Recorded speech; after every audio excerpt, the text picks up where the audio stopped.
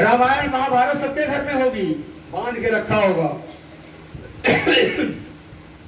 सुबह उसको फूल चढ़ाते हैं, अगरबत्ती चढ़ाएंगे, पूजा करेंगे, हे प्रभु मेरा कल्याण करना, हो गया। फूल चढ़ाने से, अगरबत्ती करने से कल्याण नहीं होगा। उसमें पढ़े, उसमें लिखे हुए शब्दों का जीवन में उतारने से कल्याण होगा। राम को पूरी दुनिया जानती है, कौन ऐसा है जो राम को नहीं जानता? राम को जानने से आपका कल्याण हो जाएगा कि राम के सिद्धांतों पर चलने से आप कामयाब होंगे। मेरी बात समझ रहे हैं आप? बात थोड़ी कड़वी है। राम को जानने से आपका कल्याण नहीं होने वाला। सब जानते हैं राम को, सब जानते हैं कृष्ण को, लेकिन उनकी लीलाओं को समझो, उनके आदर्शों को समझो, रामायण में कौन सा संदेश छिपा हुआ उसको समझो। कहा गया है आचार्य चाणक्य जो इतने बड़े महारथी हुए हैं, उन्होंने सफलता का मंत्र दिया है। उन्होंने भी लिखा है, पुस्तकस्त सा विद्या पर हस्तगतम धनम कार्य काले समतपन्ने न सा विद्या न चतनम। पुस्तक में लिखा हुआ ज्ञान और दूसरों को दिया हुआ धन, ये कभी समय पे काम नहीं आता। काम कब आएगा? जब उस ज्ञान को अपने अंदर उतारेंगे। मेरी बात समझ रहे हैं?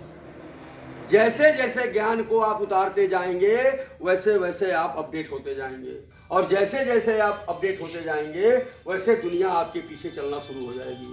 पिक्चर आई थी 3 इडियट, उसमें भी मैसेज था, आपने लिया ही नहीं। सफलता के पीछे मत भागो, स्किल के पीछे भागो, सफलता तो अपने आप दौड़ी आएगी। हम क्या कर रहे हैं? हम कर क्या रहे हैं ये बताओ आज की डेट में? सर मेरा टेक्निकल नहीं आया, सर मेरा रॉयल्टी नहीं आया, मेरा ये नहीं अचीव हुआ, मेरा वो नहीं अचीव हुआ, मेरा ये चेक नहीं कटा, मेरा वो चेक नहीं कटा। कभी नहीं होगा। पेशेंस और परसिस्टेंस, जिद, हठ और पेशेंस, धैर्य, कोई भी चीज आपको एक दिन में उपलब्ध नहीं होगी, किसी कीमत पर नहीं होगी। कुछ भी करके देख लो। लोग कहते हैं सर मेरा भाग्य। मैं भाग्य की परिभाषा, मैंने जो जीवन में सीखा, भाग्य की परिभाषा यही है ना यार, यूसी के जी, ये कहता है कि हम आपके घर तब आएंगे, labour under correct knowledge. Simple फंडा, पहले किसी बिजनेस का करेक्ट नॉलेज लीजिए, उसकी जानकारी मिल जाए, उसके नीचे लेबर को लगा दीजिए, आप अपने घर पहुंचेंगे, उसके पहले भाग्य आपका तैयार रहेगा। Labour under correct knowledge. बगैर करेक्ट नॉलेज लिए अगर आप किसी बिजनेस को करेंगे तो कामयाब नहीं होंगे, चाहे वो ट्रेडिशनल हो, चाहे वो आरसीएम हो, चाहे वो आप कुछ भी कर लीजिए, XYZ PQR सब फेल है। दो बातों को आज गहराई से समझ के जाना, करना नहीं करना ये आपकी मर्जी के ऊपर है। भाग्य भाग्य जो आप चिल्लाते हैं ना, प्रभु हमेशा साथ देता है, लेकिन किसका साथ देता है? जो पुरुषार्थी पुरुष होता है। सकल पदार्थ यही जग माही, और कर्महीन नर पावत नहीं। लिख दिया गोस्वामी जी ने, हमने पढ़ लिया, लेकिन उसकी गहराई में नहीं गए, उसके अंदर नहीं गए। जाना पड़ेगा। कितने लोगों के पास बैंक लाकर है? यहाँ पर बैंक का लाकर है किसी के पास? नहीं है। हम बता दें, बैंक में एक लाकर होता है जहां हमारे जैसे लोग जाके अपने गहने जेवर और अच्छे अच्छे डॉक्यूमेंट उसको वहां रखते हैं ताकि चोरी ना हो, कोई दिक्कत ना हो। उस बैंक के लाकर की सर 2 चाबियां होती हैं।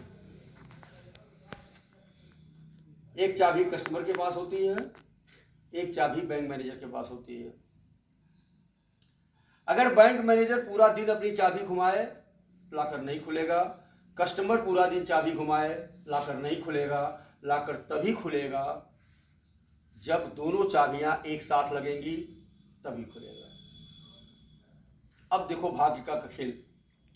प्रभु तो आपके साथ है, ईश्वर तो आपके साथ है, क्योंकि कहा गया है कि हम ईश्वर के बच्चे हैं। प्रभु हमारा बाप है, तो कौन सा बाप अपने बच्चे का बुरा चाहेगा? वो तो अपनी चाबी लेके घूम रहा है। कब लगा दे आपको पता नहीं, लेकिन आप क्या कर रहे हो? आप अपनी चाबी अपने घर पर रख करके भूल जाओ, गर्म मत करो, लाकर खुलेगा? आपको क्या करना है? अपनी चाबी को लगाते रहना है, लगाते रहना है, लगाते रहना, लगाते रहना, लगाते रहना। पेशेंस तब तक लगाते रहना है जब तक कि वो प्रभु अचानक आकर के अपनी चाबी न लगा दे। जो लगाएगा त्यों आपकी स्पीड 3000 किलोमीटर प्रति घंटे की हो जाएगी, भाग्य खुल जाएगा। अब मान लो भगवान की इच्छा किया कि आज मैं ये लाकर खोलूंगा, और वो चाबी लेके आ गया और आपकी चाबी आपके घर पे लाकर खुलेगा? नहीं खुलेगा। कैसे खुलेगा? तो आपके हाथ में क्या है? आपके हाथ में प्रभु तक चिट्ठी पहुंचानी है, फरियाद पहुंचानी है। आपके हाथ में क्या है? आपका कर्म। आप अपनी चाबी रोज लगाते रहो, पर डे लगाते रहो। अरे कभी तो प्रभु को दया आएगी, आके अपनी चाबी लगा देगा, हाँ या ना? यस। उदाहरण देके बताता हूं। एक 5 उदाहरण दूंगा आज। इस उदाहरण को घर पर जाके मनन करना और इससे सीखना।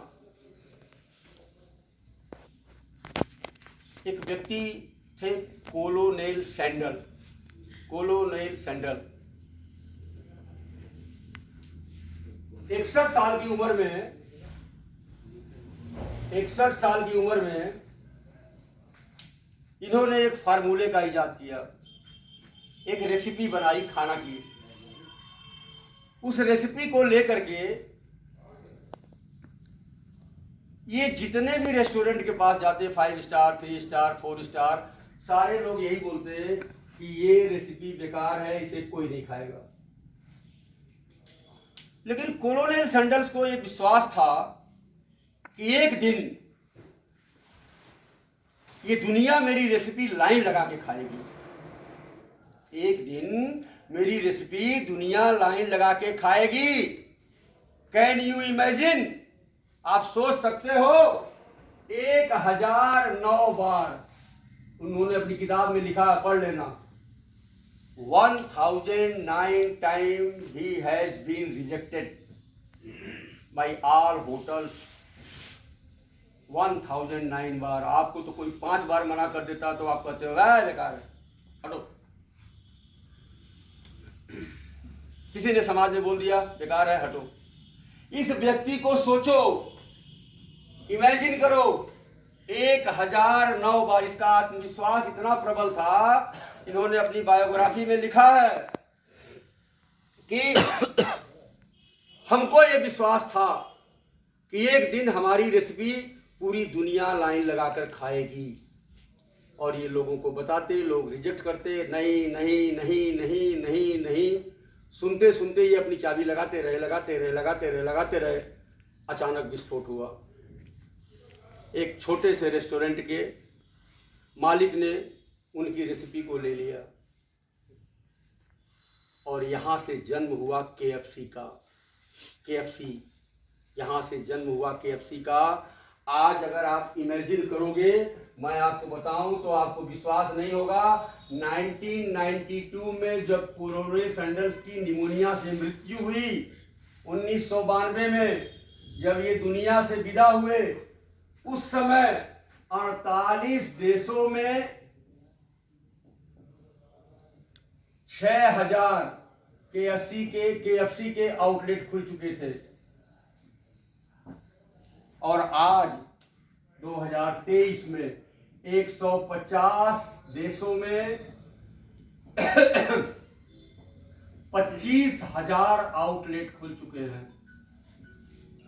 और आज आज KFC की स्थिति यह है कि लोग लाइन लगा के ही खाते हैं। अगर टाइम से नहीं जाओगे, उड़ जाओगे, मिलेगा नहीं। चेक करो KFC कहां से कहां पहुंची। इनका आत्मविश्वास, कोलोनेल जो है सैंडर्स का आत्मविश्वास कहां लेके गया इनको। और जो सपना इन्होंने देखा था कि मेरी रेसिपी को पूरी दुनिया लाइन लगा के खाएगी, वो सपना सच साबित हुआ। आज जितने भी आउटलेट हैं, एक तो जल्दी इसके मिलते नहीं हैं, और अगर मिल गए तो कोई छोड़ता नहीं है। और आज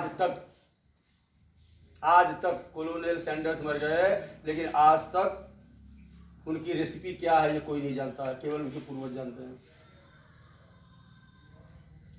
पैसा कहाँ गया, किसके पास गया?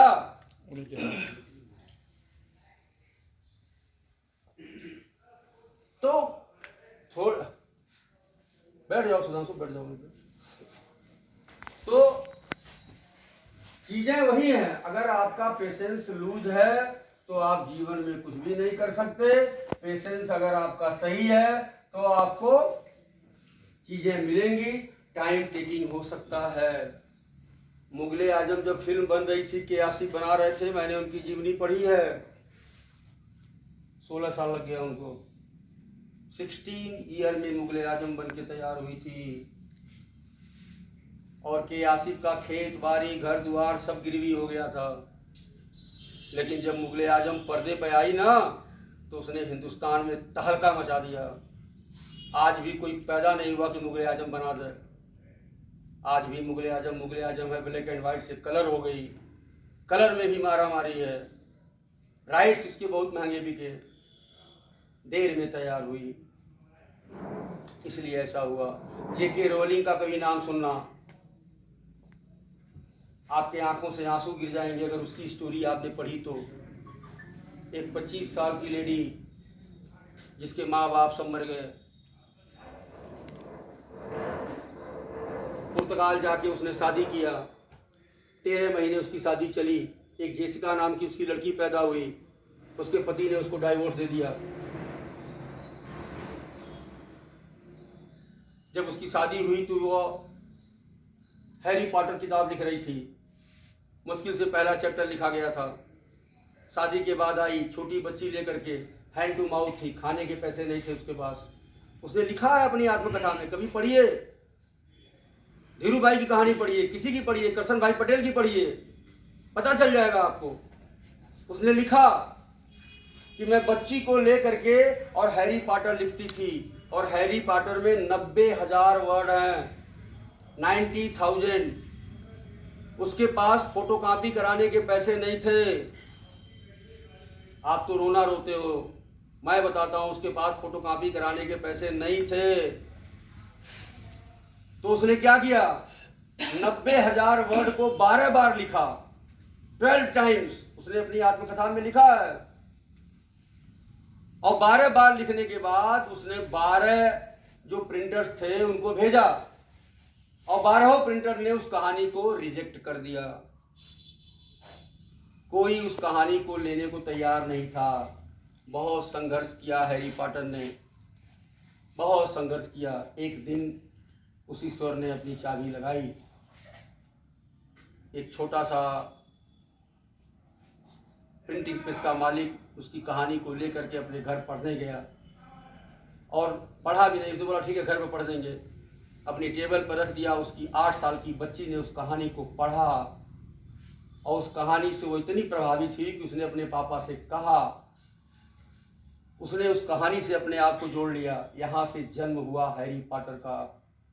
उसके पापा ने उस किताब को छापा।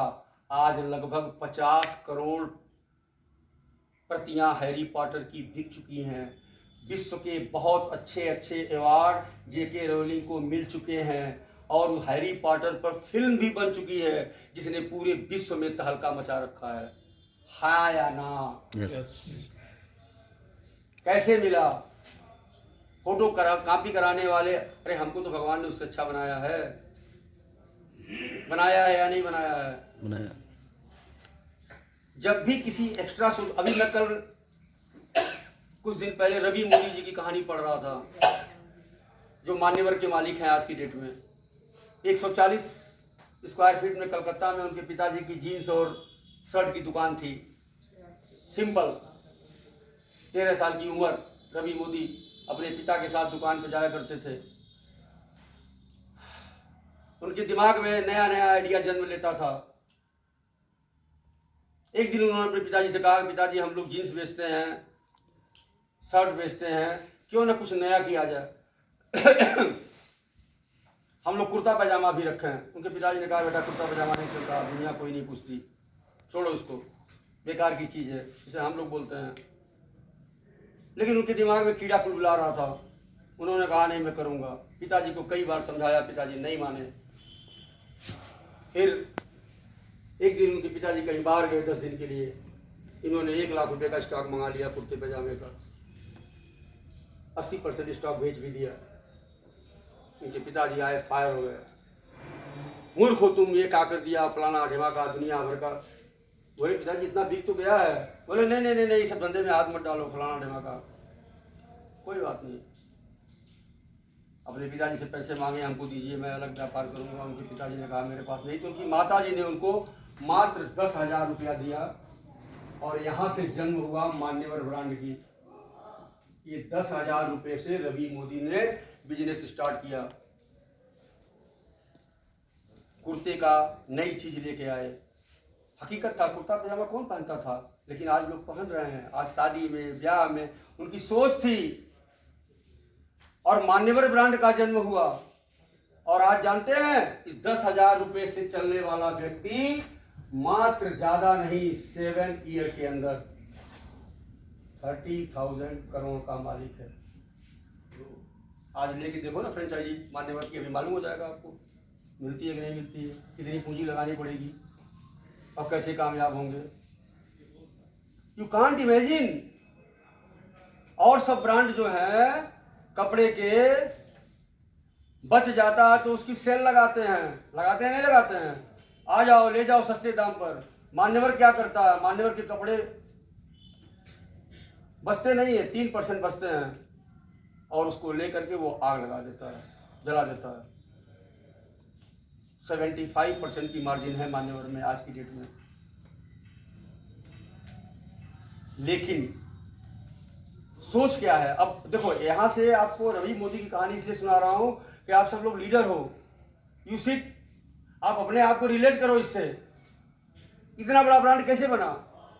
उन्होंने एक डाटा बनाया कि किस शहर में कौन सा कलर चलता है, किस शहर में कौन सी डिजाइन चलती है। लोगों की सोच को पकड़ा और जब लोगों की सोच को पकड़ा तो फिर उस शहर में वही चीज उन्होंने भेजना शुरू किया।